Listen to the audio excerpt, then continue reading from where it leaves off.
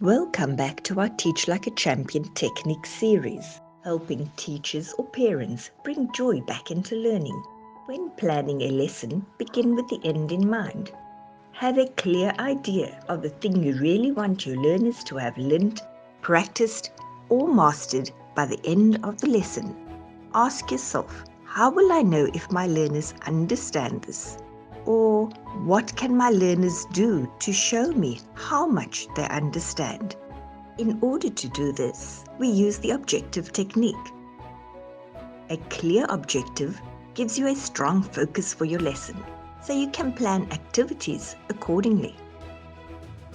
When to use objectives? Identifying the objective is the first step of planning a lesson. Do this before you do anything else. Word it in such a way that you can test it easily at the end of the lesson to see how much each learner has achieved. Setting an accurate objective. Identify what learners must be able to do, a skill, and how they should do it, the method. Use the same kind of words you would see in an assessment, as these ensure that the skill is visible. For example, arrange, categorize, discuss, draw, match, solve, summarize, underline, circle, write. Let's look at some examples of clear objectives. By the end of the lesson, learners will be able to match the names of farm animals to the correct picture. By the end of the lesson, learners will be able to summarize a story by putting the main events in the correct sequence.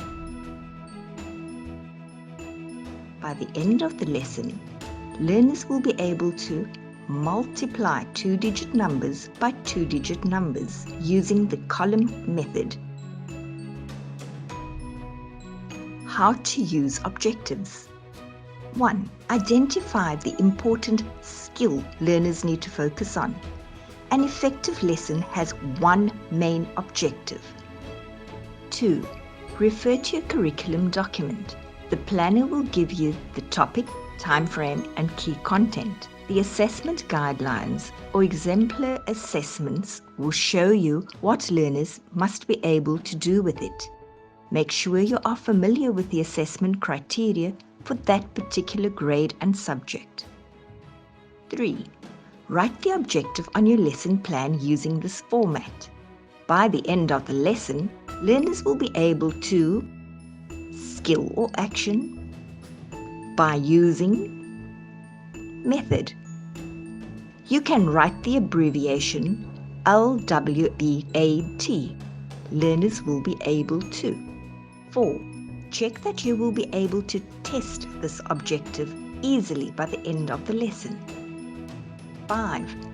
Use the objective to structure your lesson. 6. When you present your lesson, let learners know what skill they will be practicing. Be sure to explain it in terms they can understand. Today we will learn how to retell a story using pictures. Remember, information alone doesn't result in learning or understanding. This happens when learners do something with the information. Solve it, explain it, describe it, draw it, match it. This skill is the focus of the lesson.